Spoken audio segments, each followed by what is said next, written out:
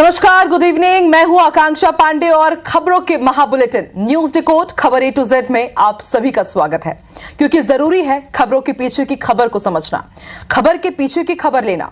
तो चलिए शुरू करते हैं आज का न्यूज डिकोड। और न्यूज डिकोड की शुरुआत सियासी खबरों के साथ। तो मंगलवार को मंदसौर से कमलनाथ ने चुनावी शंखनाद किया। वहीं कांग्रेस संगठन के नेताओं ने गोलीकांड में मारे गए किसानों को श्रद्धांजलि अर्पित की।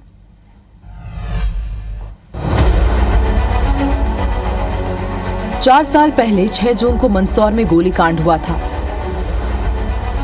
आज के साथ संगठन और समाज सेवियों ने मृतकों को श्रद्धांजलि अर्पित की। वहीं दूसरी तरफ किसान आंदोलन की छठी बरसी पर कांग्रेस प्रदेश अध्यक्ष कमलनाथ मंगलवार को मंदसौर में चुनावी शंखनाद करते नजर आए। कमलनाथ ने पीपलिया मंडी में रोड शो भी किया। मौका था तो पूर्व सीएम कमलनाथ ने शिवराज सिंह चौहान को एक बार फिर घोषणा मशीन की संज्ञा दी। 18 साल तो घोषणा मशीन चलती थी, पर 5 साल में ये डबल स्पीड पर घोषणा मशीन चलेगी। सब देख रहे हैं कि किस प्रकार से आज प्रदेश को सत्यानाश की तरफ घसीटा गया। बहरहाल कमलनाथ ने दावा किया है कि उनकी सरकार ने प्रदेश में 27 लाख किसानों की कर्ज माफी की थी। देखना होगा कि इस बार किसान कांग्रेस का कितना साथ देते हैं।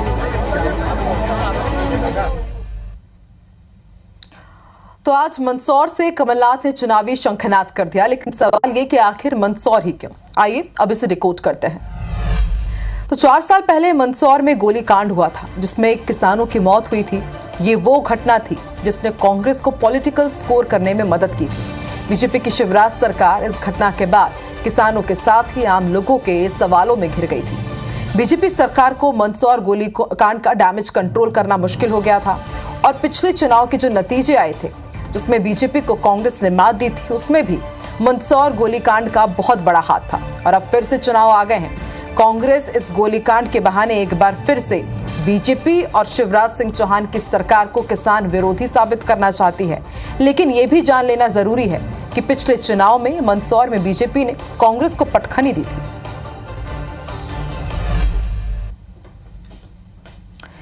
दमोह के गंगा जमुना स्कूल में हिंदू बच्चियों को हिजाब पहनाने के मामले में लगातार खुलासे हो रहे हैं। और हिजाब ही नहीं, बल्कि स्कूल में बच्चियों से जबरन नमाज भी पढ़वाई जाती थी और ऐसा नहीं करने पर गैर मुस्लिम बच्चों के साथ मारपीट की जाती थी। और एक के बाद एक कई बड़े खुलासे हुए हैं। रिपोर्ट देखिए।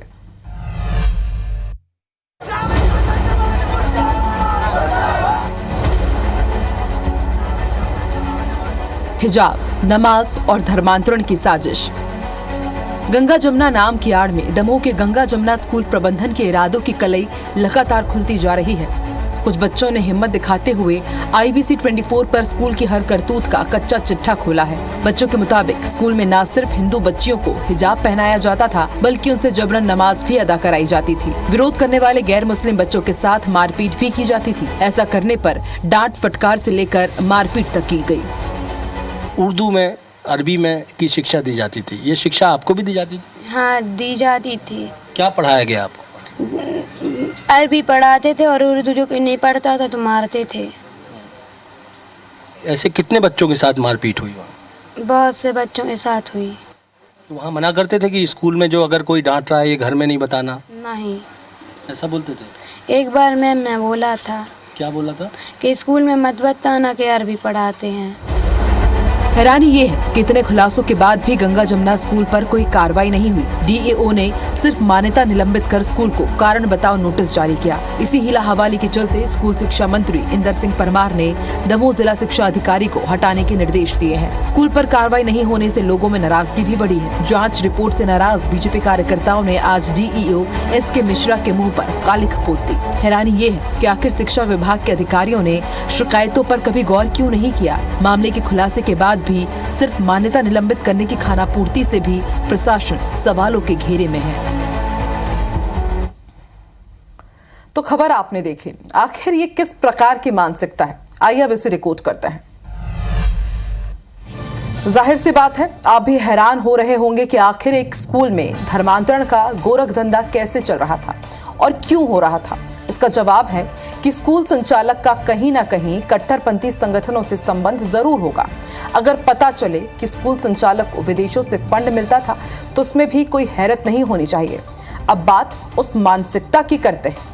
दरअसल कट्टरपंथी सोच के लोग और संगठन सोचते हैं कि भारत को एक इस्लामिक देश बनाना है और इसके लिए धर्म विशेष की आबादी ज्यादा होनी चाहिए और इसके लिए वो धर्म परिवर्तन का सहारा लेते हैं। लेकिन कट्टरपंथी लोगों को ये भी सोचना चाहिए कि ऐसा करके वो देश के संविधान का, लोगों के नागरिक अधिकारों का, कानून का उल्लंघन कर रहे हैं और इस तरह की हरकतों से समाज में वैमनस्यता फैलती है। और अंतिम बात, अब सरकार की जिम्मेदारी है कि ऐसे कट्टरपंथी लोगों और संगठन के खिलाफ कड़ी से कड़ी कार्रवाई करे और ऐसी कार्रवाई करे जो एक मिसाल साबित हो। राहुल गांधी इन दिनों अमेरिका में हैं और मोहब्बत की दुकान मिशन चला रहे हैं। बीजेपी को इससे अब दिक्कत होने लगी है। क्यों? इस रिपोर्ट में देखिए। I love all of you.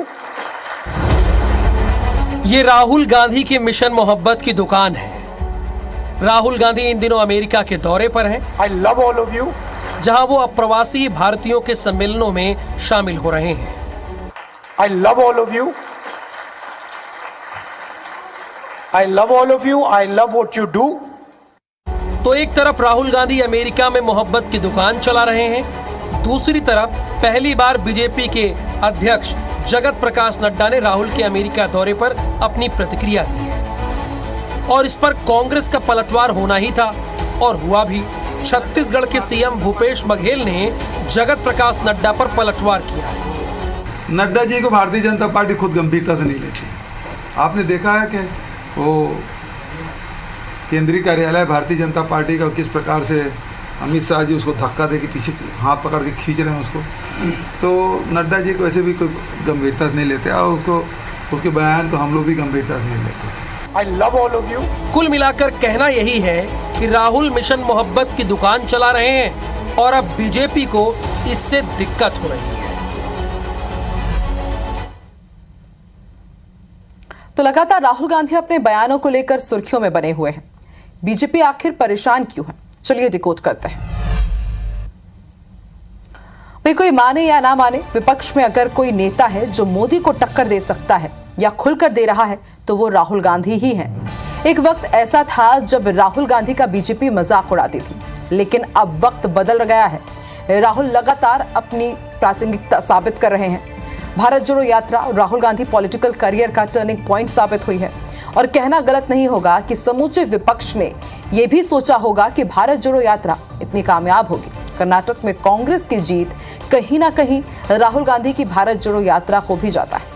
कहने का मतलब ये है कि साल 2024 में लोकसभा चुनाव में राहुल गांधी की अगुवाई में कांग्रेस बीजेपी को कड़ी टक्कर देने वाली है और राहुल गांधी ऐसे मुद्दे उठा रहे हैं जो बीजेपी को असहज करते हैं और इसका जवाब देने में बीजेपी को परेशानी होती है।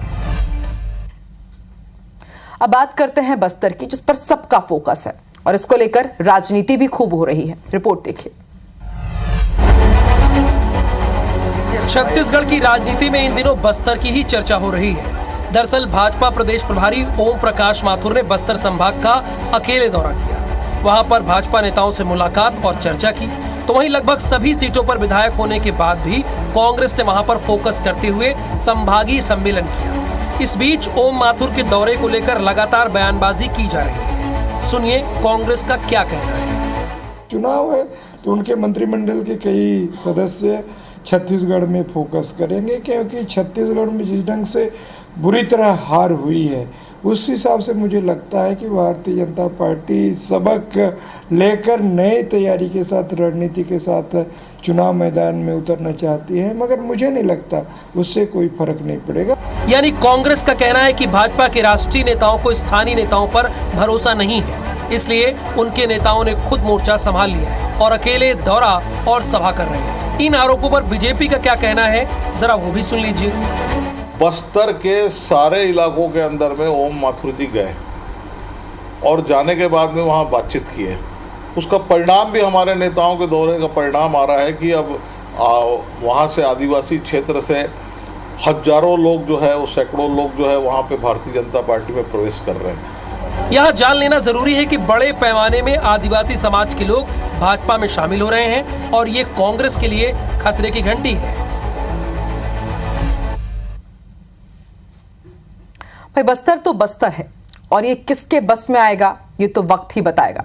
लेकिन बस्तर अबूझ क्यों है, आइए अब इसे रिकॉर्ड करते हैं। दरअसल बस्तर और छत्तीसगढ़ के बाकी के आदिवासी बाहुल्य इलाकों को राजनीतिक मिजाज काफी इनका अनप्रेडिक्टेबल होता है।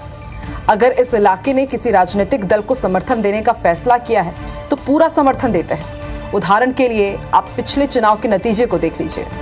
12 में से 11 सीटें कांग्रेस को मिली थी, यानी बस्तर में कांग्रेस की एक तरफा जीत हुई और फिर उपचुनाव में भी कांग्रेस ने ही बाजी मारी। इसके पहले बस्तर को बीजेपी का गढ़ माना जाता था और अब कांग्रेस बीजेपी के बीच इसी बात की जंग है कि आखिर बस्तर को कौन जीत पाता है। कांग्रेस को अपना किला बचाना है और बीजेपी को फिर से अपना किला वापस पाना है। वैसे यहाँ एक बात और समझनी होगी कि बीजेपी के लिए बस्तर को जीतना उतना आसान भी नहीं है, क्योंकि फिलहाल कांग्रेस की स्थिति बस्तर के साथ ही पूरे छत्तीसगढ़ में मजबूत है। वहीं कांग्रेस के संभागीय सम्मेलन से पहले बिलासपुर में सियासत गरमा गई है। बिलासपुर संभाग की सभी 24 विधानसभा सीटों पर कांग्रेस का खास फोकस है, लिहाजा चुनाव से पहले कांग्रेस के संभागीय महासम्मेलन को इसी रणनीति से जोड़कर देखा जा रहा है। रिपोर्ट देखिए।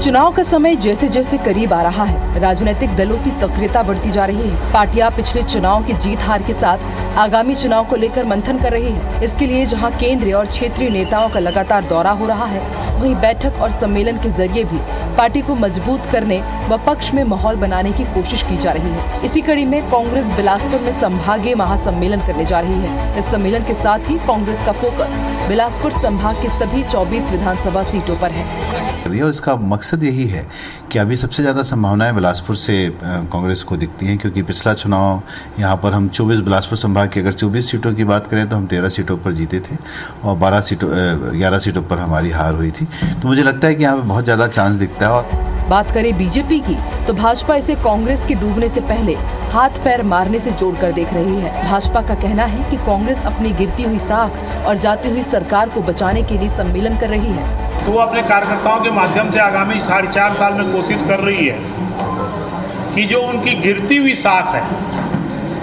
जो उनकी जाती हुई सरकार है, उसको हम कैसे बचाएं, उसका कल ये सम्मेलन है। तो स्वाभाविक रूप से कोई भी अगर डूबता रहेगा तो हाथ पैर तो जरूर मारेगा। बहरहाल वक्त चुनाव का है और सम्मेलन करना हर दल का हक है। देखना होगा कि कांग्रेस को सम्मेलन से कितना फायदा होता है। छत्तीसगढ़ में ये साल चुनावी साल है और चुनाव से पहले प्रदेश भर के अलग अलग कर्मचारी संगठन अपनी मांगों को लेकर धरना प्रदर्शन भी कर रहे हैं और साथ ही कर्मचारी संगठन अब गांव-गांव में वादा खिलाफी की बात बताने की धमकी भी दे रहे हैं। रिपोर्ट देखिए। साल चुनावी है और छत्तीसगढ़ में लगातार कर्मचारी अपनी ताकत दिखा रहे हैं। अपनी मांगों को लेकर कर्मचारी संगठन मैदान में है। प्रदेश भर के पटवारी वेतन विसंगति दूर करने की मांग को लेकर 22 दिनों से अनिश्चितकालीन हड़ताल पर बैठे हैं। इसी तरह प्रदेश भर के संविदा और नियमित कर्मचारी एक बैनर के तले आकर नियमितीकरण रथ यात्रा निकाल रहे हैं। इसी तरह प्राइमरी स्कूलों में पढ़ाने वाले 1 लाख से ज्यादा सहायक शिक्षक वेतन विसंगति दूर करने की मांग को लेकर पिछले 5-6 महीनों से आंदोलन कर रहे हैं। सरकार द्वारा आश्वासन मिला, लेकिन वह झूठा आश्वासन रहा। इससे नाराज होकर प्रदेश के 1,09,000 सहायक शिक्षक, प्रधान पाठक और शिक्षक जो हैं, जो भी जिनका प्रमोशन हुआ, नाराज होकर हम लोग जो है 3 चरणों में आंदोलन करने जा रहे हैं। कुछ ना कुछ कोई ना कोई मामले सामने आ रहे हैं, तो आगे भी अगर ऐसा कोई मामला आएगा उसके लिए भी प्रतीकात्मक रूप से युवा मोर्चा जनता के बीच में जाएगी और अपना प्रदर्शन करेगी। यानी सरकारी कर्मचारियों को बड़ा तबका सरकार से नाराज बैठा है। हालांकि कांग्रेस विधायक कहते हैं कि उनकी सरकार ने मांग पूरी की है। 15 साल में इतनी लोगों की मांगे थी, उन मांगों को पूरा करने का काम एक अवधि तक, एक समय तक लगातार कांग्रेस पार्टी की सरकार लगातार कर रही है। यानी बड़ी संख्या में कर्मचारी सीधे सीधे नाराज दिख रहे हैं। जाहिर है अगर इनकी मांग को नहीं सुना गया तो ये नाराजगी चुनाव में भारी भी पड़ सकती है। तो सवाल उठता है कि आखिर कर्मचारियों के इन प्रदर्शन के मायने क्या है। आइए इसे रिकॉर्ड करते हैं। चुनावी साल यानी मांगे पूरी कराने का सबसे अनुकूल अवसर है। चुनावी दौर में प्रेशर ग्रुप सबसे ज्यादा सक्रिय होते हैं। कर्मचारी संगठन प्रभावी दबाव समूह के रूप में काम करते हैं। वो विलंबित मांगों को पूरा कराने के अवसर के रूप में इस वक्त को देख रहे हैं। उनमें नाराजगी है क्योंकि मौजूदा सरकार उनसे चर्चा के लिए आसानी से तैयार नहीं दिखती, क्योंकि छत्तीसगढ़ में एक मजबूत सरकार है। सरकार की छवि जनता को लेकर चलने वाली सरकार की है। ये सरकार अच्छे जनाधार की वजह से तत्काल दबाव में नहीं आती। पहले आमतौर पर मान मनोबल जल्दी हो जाता था। कर्मचारी अपनी ताकत दिखाना चाहते हैं, सरकार अपनी जाहिर है, इसलिए टकराव की स्थिति बनी हुई है। आगे कर्मचारी लामबंद होकर बड़ा आंदोलन खड़ा करना चाहते हैं। देखना होगा क्या तब भी सरकार की यही नीति होगी या फिर कर्मचारियों की एकता को पहले ही तोड़ने में सरकार कामयाब रहेगी। रायगढ़ जिले की धर्मजयगढ़ और खरसिया सीट पर इस बार प्रत्याशी का चयन करना भाजपा के लिए टेढ़ी खीर साबित होगा। रिपोर्ट देखिए। धर्मजयगढ़ और खरसिया, ये दोनों सीटें जहां कांग्रेस का मजबूत गढ़ बन चुकी हैं, तो वहीं भाजपा के पास दोनों सीटों के लिए दमदार चेहरे की कमी है। आलम यह है कि दोनों सीटों को लेकर भाजपा लगातार मंथन कर रही है। क्षेत्रीय संगठन महामंत्री अजय जामवाल दोनों सीटों को लेकर अंदरूनी तौर पर 2 बार जिला कमेटी की बैठकें ले चुके हैं। बूथ लेवल तक के कार्यकर्ताओं से नामों को लेकर सुझाव भी मांगे जा रहे हैं। ऐसे में भाजपा दोनों सीटों पर हर हाल में जीत दर्ज कराने की जुगत लगा रही है। भारतीय जनता पार्टी 2 सीटों में नहीं, सभी सीटों में बहुत गंभीर है। भारतीय जनता पार्टी के वरिष्ठ नेता जामवाल जी, नितिन नवीन जी, सबका लगातार दौरा भी हो रहा है और पूरी पार्टी ग्राउंड लेवल से लेकर सभी कार्यकर्ता, सभी लोग बिल्कुल गंभीरता से चुनाव को ले रहे हैं और इस निसंदेह अच्छा रिजल्ट आएगा। इधर कांग्रेस का कहना है कि भाजपा के पास धर्मजयगढ़ या खरसिया नहीं बल्कि 5 सीटों पर योग्य उम्मीदवार की कमी है। राज्य सरकार के 4.5 सालों के कार्यकाल में लोगों का जनाधार कांग्रेस के प्रति बढ़ा है। ऐसे में कांग्रेस और मजबूत हुई है। भारतीय जनता पार्टी लगातार उम्मीदवारों की तलाश कर रही है। तो सबसे प्रमुख बात है कि भारतीय जनता पार्टी छत्तीसगढ़ में अपना जनाधार खो चुकी है। निश्चित तौर पर कांग्रेस पार्टी रायगढ़ जिले की 5 विधानसभा में विजयी होगी। हकीकत यह है कि रायगढ़ जिले की खरसिया और धर्मजयगढ़ सीट कांग्रेस का मजबूत गढ़ कही जाती रही है। बात करें खरसिया की तो इस सीट पर आजादी के बाद से आज तक भाजपा को जीत हासिल नहीं हो पाई है।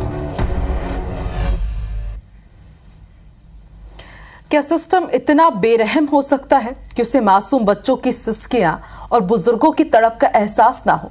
दरअसल नरसिंहपुर के भगत सिंह वार्ड में प्रशासन ने कई घरों और गुमटियों को अतिक्रमण बताकर अचानक ही ढहा दिया, जिसके बाद लोग अब खुले आसमान के नीचे रहने को मजबूर हैं। रिपोर्ट देखिए।